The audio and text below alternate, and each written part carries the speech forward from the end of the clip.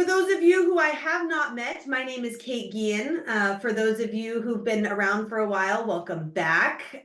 These are our Simplicity Spotlights, where we like to spotlight other experts in the investment management industry. And so, here at Simplicity Ops, you guys know that we help RIAs build out the operational hub for managing their practice in their CRM with a couple of core other pieces of technology.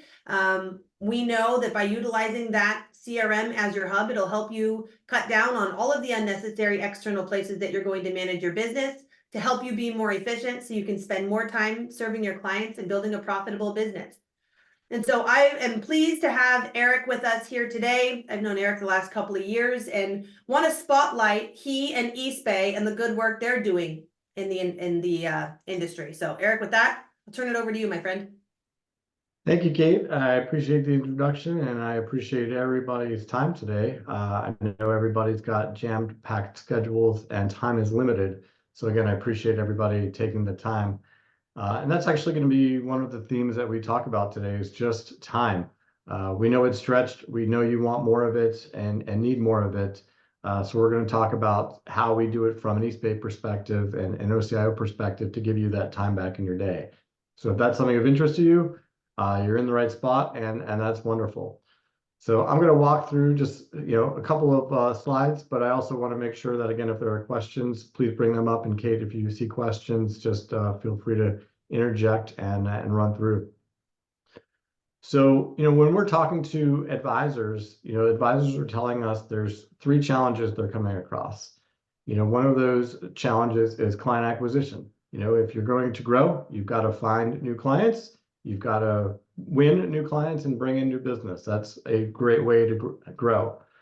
You also need to retain your current business. We know that it's easier to keep a current client than it is to find a new client. So you need to make sure that you're keeping your current clients happy.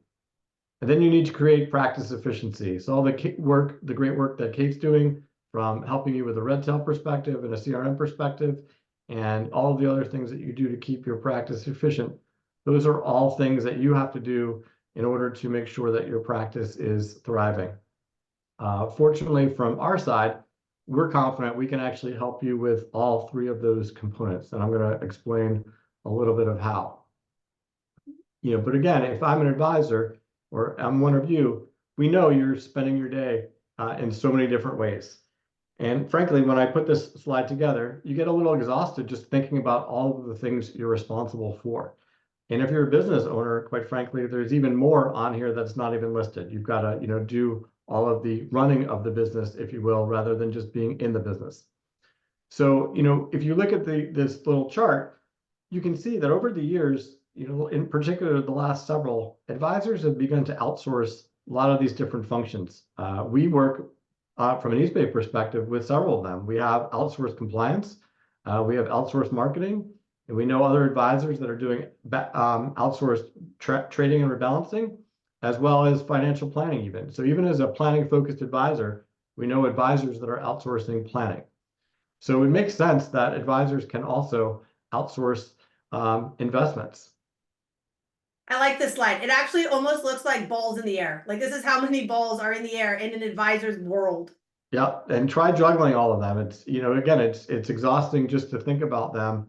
And the question, you really have is, are these all things that you enjoy? Do you want to be doing all of them? Are you confident in doing all of them? Do you have time to do all of them? The answer is probably not in all cases. So what are those things that you can outsource? And again, the investment component seems to be one that's been growing. And again, the top reason why is just time. You need more time in your day for whatever all of these balls are. You've got to find that time in your day to do all of them. And the reality is, again, what we're hearing from clients is that you want to spend more time with your clients, whether it's acquiring new clients or spending time with your current clients. How do you go about doing that? Well, again, you need to find more time in order to spend more time with your clients. It's just sort of simple math. Unless you've figured out how to clone yourself, you really need to be able to do that. So again, it's advisors just really want to spend more time.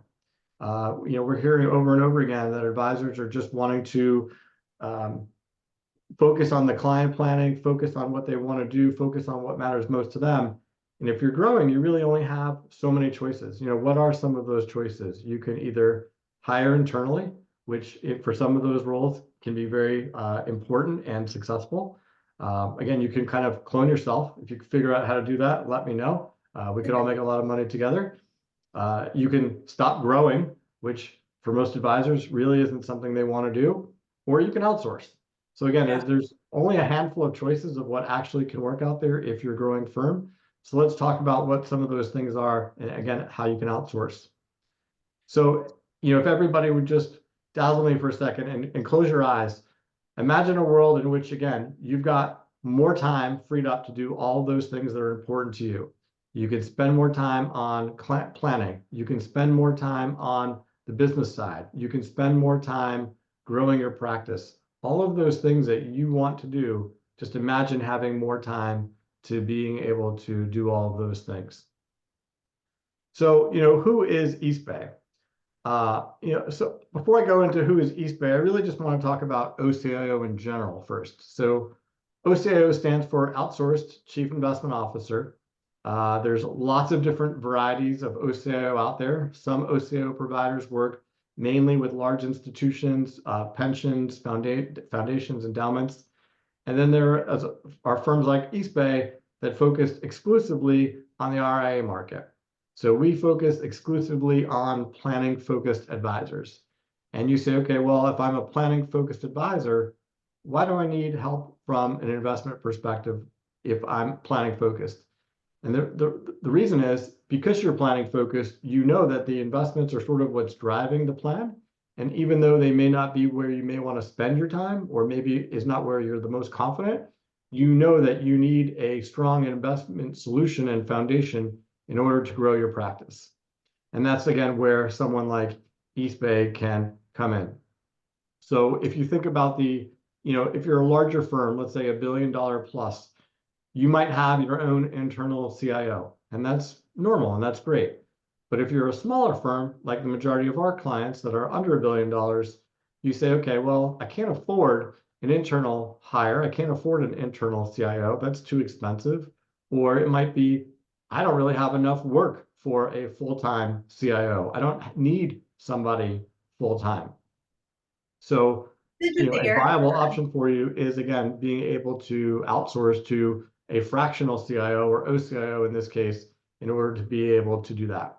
So it's a way to get credentialed experience at a fraction of what the cost would be if you were to hire somebody internally. And Kate, did you have a question? Yeah, no, I love what you're saying here. And it's interesting because I love that slide that you had with all the balls in the air. And I find so often when talking to advisors and they say, I'm overwhelmed, I just have too many things going on, too many balls in the air. And it's like, okay, so what is the highest and best use of your time? And it goes back to your first slide. Well, it's serving our clients, it's retaining clients, it's adding new clients.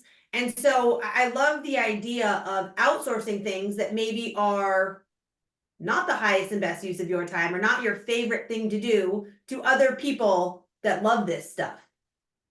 Tongue-tied. That's exactly right, Kate. And that's frankly, again, what we do at East Bay. So I said before, we outsource our marketing.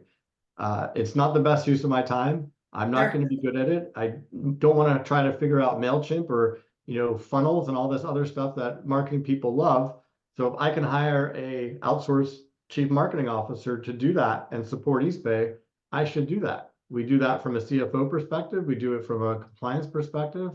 So again, we're kind of talking, doing what we talk about just because, again, it's not the best use of our time and it's not where our expertise is. So if we can focus on what we do best and advisors focus on what they do best, it just makes a lot of sense for a lot of different advisors.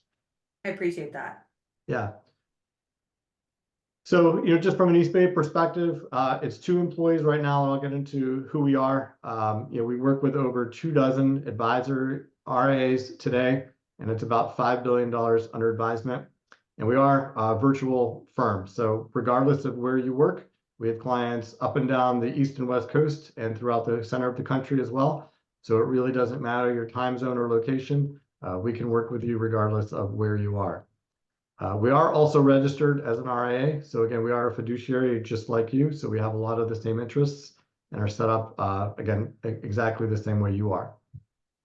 So, here's who East Bay is today. We plan to be growing in the very near future, but right now it's, Mario and myself. Mario founded the firm. We're both credentialed with our CFA. We've both been CIOs before. We've both had a large, array of experiences throughout the industry, up and down markets, different types of products and strategies.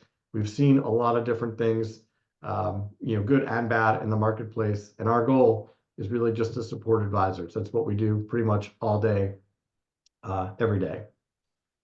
So, again, what are some of those things we're going to do for you? We're just going to be there for you. We're going to be providing all of that support. So think of us as sort of your CIO down the hall. You have an investment question. If you had an internal CIO, you'd walk down the hall and you talk to them. Rather than walking down the hall, because obviously we're virtual, you give us a phone call, you send us an email, and we're there to answer your questions. And we, have pretty good turnaround time in terms of what we're doing. So think of us that way. We're going to provide you communication, collateral, investment support, all of those different things that you need in order to work with your clients. So picture this. A client emails you, or you're in a client meeting and they ask you an investment specific question. They were reading an article, saw a podcast, heard about something that's new and interesting. They want to know what your opinion is, but you haven't had a chance to research it yet. Guess what? You don't have to do that anymore if you're working with us. You send us an email and say, hey, here's my client question. How do you think I should respond? We respond back to you, your client, and then you can take that email and basically say to your client, hey, we spoke to Eric, our chief investment strategist, and here's what he thinks, and we support that. Or you can copy and paste what I wrote and say, hey, here's what I think. Either way, we're totally okay with it. We have zero ego. You can completely use our material however you want. We can be as front, client facing as you want us to be, and we can be, as behind the scenes as you want us to be. It really doesn't matter.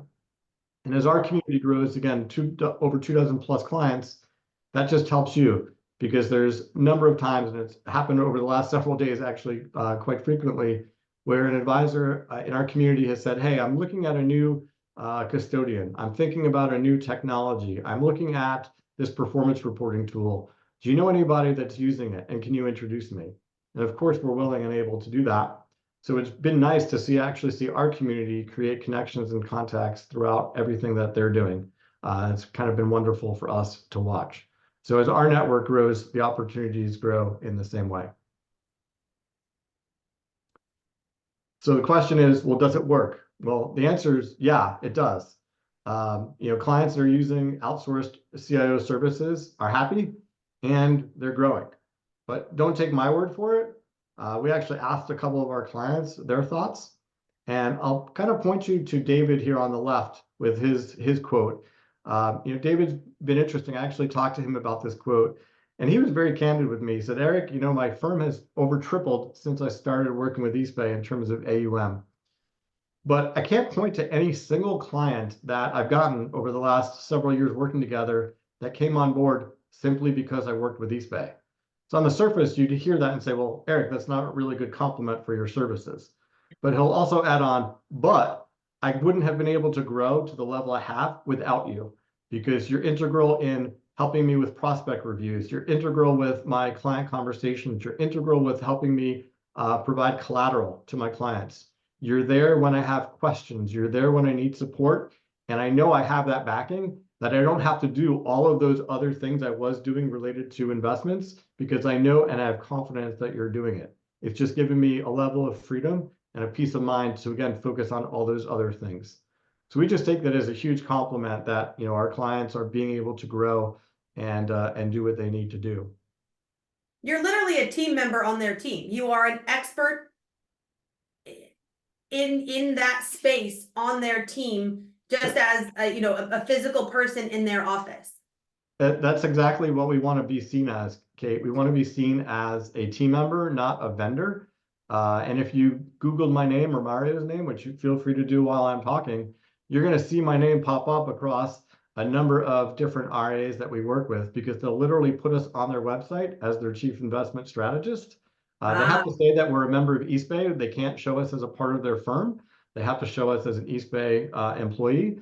and they can't call us a CIO, but if you call us a chief investment strategist, or put us on again as a member of East Bay, we haven't heard complaints that of advisors that are doing it. It's all worked through their compliance folks as well. So we take that as a positive. So yeah, if you're an RIA and let's say you're a 4-person RIA and you want to look more expansive, you hire East Bay. You can put myself and or Mario on your website. You've got expanded credentials, you've got a larger team, and you've got these capabilities that you didn't have before, that you can compete against other local firms that may not have those resources. So again, it's just another way to differentiate what your firm is doing versus some of those other firms. Let me ask you this. So you'll be on their website. Yep. Let's say, and I appreciate that you'll like write responses to emails. If an advisor hasn't had the opportunity to do the research, what if a client like wants to talk to you? Would you ever talk to a client? We'll always talk to a client. The only caveat to that is we'll do it with the advisor present. We'll never take a phone call or an email from a client. That's actually never happened in all the years I've been working here.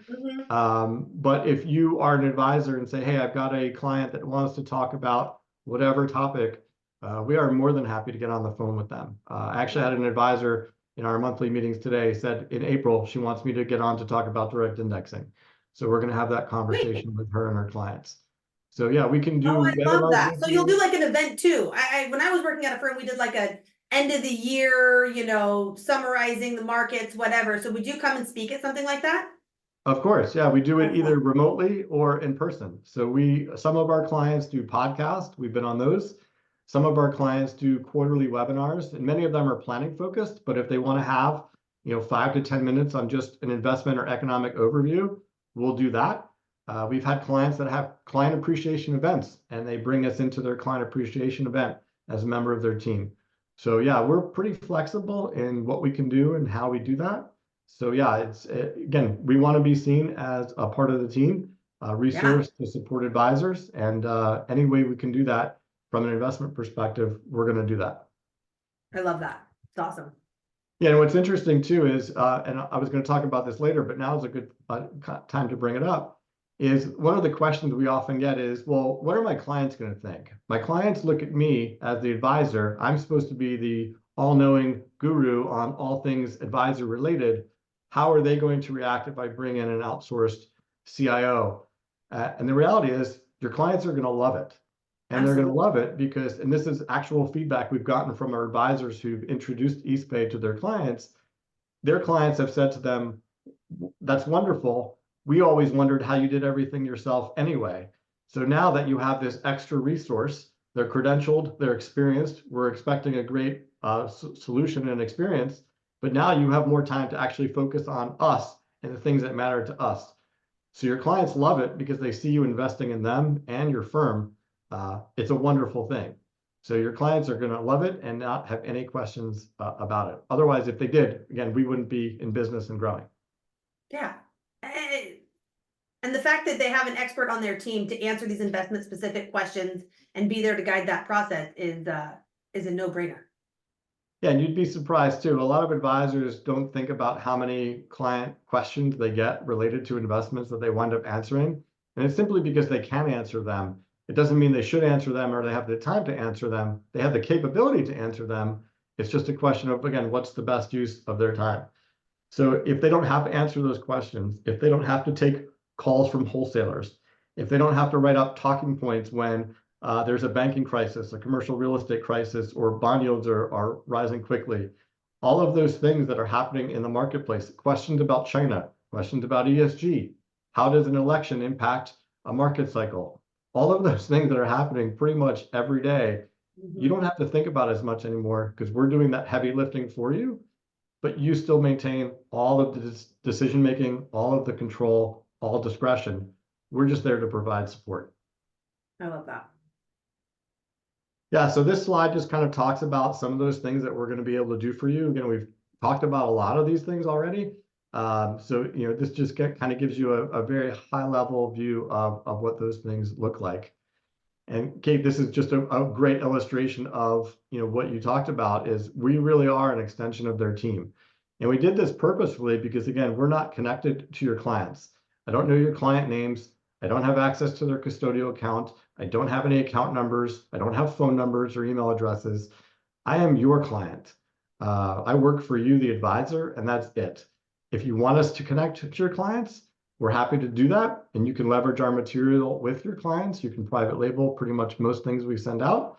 But again, I don't have direct exposure or contact with any of your clients. So again, this is another a slide just talking about the benefits of working with us. Again, I talked about a lot of the different things that you're going to be able to do with us in terms of putting us on your website if you want to. Again, if you don't want to, that's totally fine. We have some clients that choose not to, and that's totally fine. Traveling to your client events, talking to your clients, answering their questions. Those are all things that we're going to be able to do with you.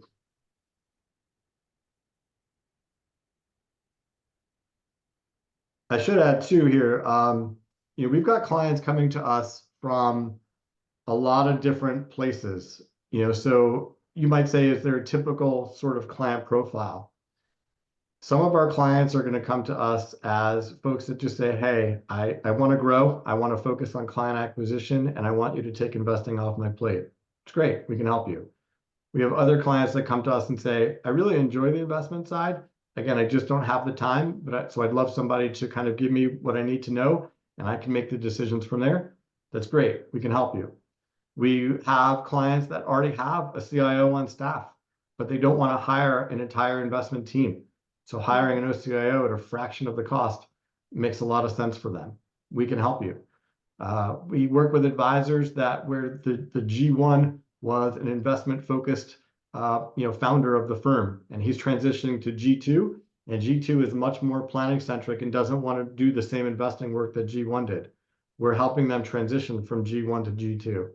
So there's not one size fits all in terms of the types of clients that we work with, other than that we want to work with planning-focused advisors. And again, I say planning-focused advisors because if you're going to come to us and say, hey, we're highly tactical, we want to make tons and tons of changes to our portfolio, we'll tell you, hey, we're not the right solution for you. But if you're planning focused, if you're strategic, if you know that the investments are important, but are not sort of the key of what you want to spend your time on, let's talk about if there's a fit and see if there's a mutual agreement and understanding, and we can certainly help you from that perspective. So it's important to know if you're going to partner with a firm, sort of, do we align? Do we have similar values and goals? And again, our goals are pretty simple. We want to be seen as a team member. We don't want to be seen sort of as a vendor, somebody that you have very little interaction with. We want to be, in consistent communication and interaction with you. We're going to focus on your service. So again, turnaround time for your client emails is pretty quick. We don't want you sitting there for 3 or 4 days wondering if we got your email and how we're going to respond. We're going to be communicating with you very quickly in terms of getting a response to you. And I'd also say we're just constantly advocating for our clients for better solutions as well. So being that, we have 26 RAs that we work with today and over 5 billion assets under advisement, we're able to help our clients kind of grow. So if you're, let's say, a $200 million RIA and you're going out to a direct indexer and pushing for lower fees, the reality is at $200 million, they're probably not going to negotiate with you very much. But at $5 billion, they're going to negotiate with us a lot more. So we're able to work with our strategic partners to try and drive down fees for you. What we also do is we work with a lot of different firms in terms of pushing and advocating for new products. So there's a couple of firms that we're working with right now in terms of active ETFs that we'd like to see. And I can tell you, we're on the phone with them regularly, talking to their product teams on what we'd like to see, why we'd like to see it, dollars that we think we could commit to those kind of products in a short period of time. Again, advocating on your behalf for just better solutions than what you may have today. And that's part of our role as well. From an investment perspective, again, there needs to be alignment. So if you decide to look at an OCIO, I would tell you the number one thing you need to look for is investment fit. If we're an investment fit, great. If we're not, make sure you find someone that is. Because again, if you don't have that alignment in terms of what you're actually believing and what you're doing, it's just not going to work. And it's very simple why it doesn't work. If you're going to ask them for collateral, they're going to be talking about one thing. You're going to talk to your clients about something else. You're not going to be able to leverage what they do, or they're going to respond to emails in a way that may be contrary or in contrast to how you believe. So just make sure, again, number one criteria, 100%, make sure that if you are going to be working with an OCIO provider, make sure that that investment philosophy, that there's a significant amount of alignment between what you're doing and what they're doing to ensure sort of mutual success for both of you.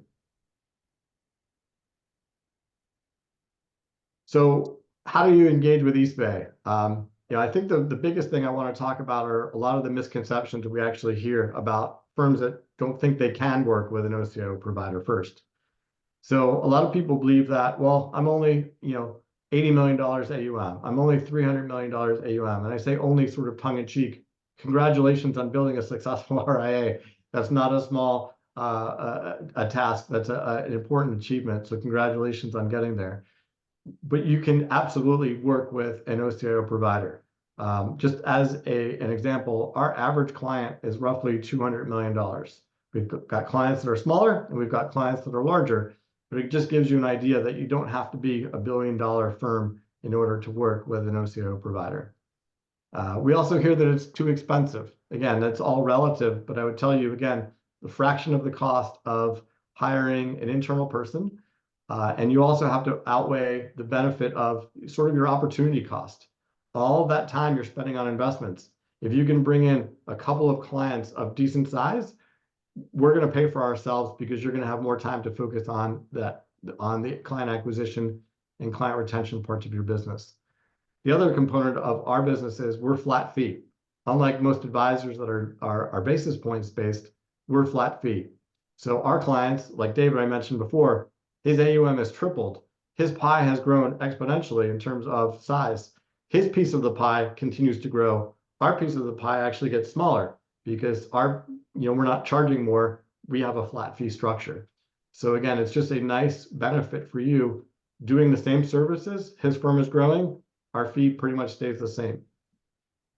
Another piece of feedback we push back against is advisors feel like they're going to give up decision-making control. We're not a TAMP. TAMPs can be great solutions for the right situation, and they can be wonderful for them. We're not a TAMP. We're not there to tell you what you have to do. We're not actually doing the trading or rebalancing for you. We're there to give you advice. So we'll give you the advice. You can accept that advice or not, but you always maintain discretion and decision-making control. We do not. So again, I think that's a really key point. You don't have to change your investment philosophy. I might have to steal this slide from you. I get the same objections, and it's just so not true. And I appreciate the way you've laid this out and articulated it. Yeah, no, it's great. It's again, it's just feedback we've heard over the years of why people don't think they can work with us. It's like, well, you didn't even ask the question sometimes, but we're here to tell you that's not necessarily the case. And even those advisors, that have a passive approach to investing, they'll say, well, why do I need an OCIO? Or I'm not going to be able to benefit from an OCIO. And again, the reality is you can. You're still getting those client questions. There's still a difference in the type of passive investment you can choose. There's still new products coming out. There's still market events. There's still collateral you need. Your clients are still wanting to ask about articles they're reading or podcasts they're listening to. So that stuff doesn't really go away just because you're a passive investor. So again, we think there's tremendous benefit in terms of working with an OCIO provider. And we try to make it easy for you. So again, if you're interested, here's our contact information. Please feel free to reach out. If you go to our website, there's a Calendly link, so you can get on my schedule. It goes directly to my calendar. Happy to have a conversation with you and see where it goes. We'll see if there's an investment fit, which again is by far the most important criteria. See how we can help you. And if it's something you want to do, we keep the process as simple as possible. So again, our goal at the end of the day, give you time, give you peace of mind, and allow you to focus on all those things that you want to do, and again, support your investments. So Kate, I appreciate the time and the opportunity to talk to your audience. Well, this was so insightful. I appreciate it a lot. Very well laid out. And I know firsthand You guys do a fantastic job as you've worked with a handful of our clients. So thank you for the good work that you're doing. Oh, thank you. That being said, guys, does anybody have any questions for Eric? I'm monitoring that Q&A or the chat, wherever you want to drop those, if you guys have any specific questions for him.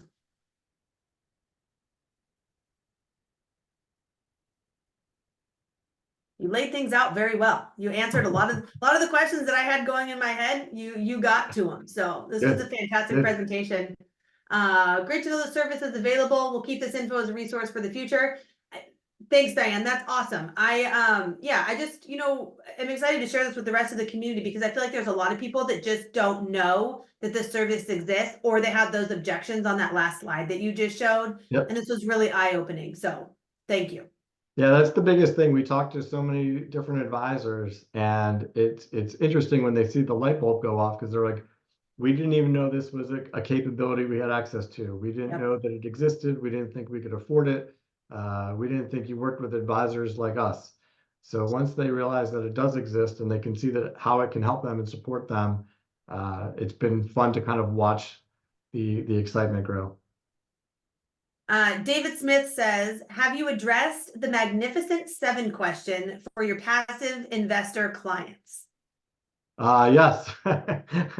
There's lots of different ways to address that, David. It just kind of depends on, what you're looking at. There's lots of different ways we could take that conversation. The reality is the Magnificent Seven did really well last year. There are several stocks within that group that haven't done as well this year. I mean, Tesla is not even in the top 10 anymore. And it's a pretty concentrated group within that investment realm. So if you're not in that allocation, if you're not 100% growth, you're going to underperform what's in that Magnificent Seven. But again, we just think that there's a value of diversification and not wanting to concentrate within just 7 large cap US growth stocks. But again, great question. Happy to take it offline with you, David, because again, there's lots of different ways to address that. Awesome. See, wouldn't it be nice to have somebody like you on the team to pick your brain when things like that come up? Yeah, that's what we're doing all day, every day. We're trying to find charts, graphs, different ways to explain it. We're hearing it from different clients, whether it's the Magnificent Seven, whether it's things about related to ESG, again, questions about direct indexing. We got questions about the SEC approval of the Bitcoin ETF. We get questions about private equity and private credit. The list goes on. So it's just a matter of, do you have the time to answer all of those yourself, or would you benefit from having an outside resource to do that for you? I love that. Any other last minute questions here, guys? This has been great, Eric. I really appreciate your time. I enjoyed the conversation. I think people got a lot of value from this. So we'll be sharing the recording with our community and group, and then I'll loop you in on getting this recording out to you. So awesome. Thank you for sharing your insights and your knowledge with everybody. Thank you, everybody, for spending some time with us today. I appreciate you and look forward to getting to do this again sometime in the future. Thanks, Kate. Sure thing. I'll see you soon.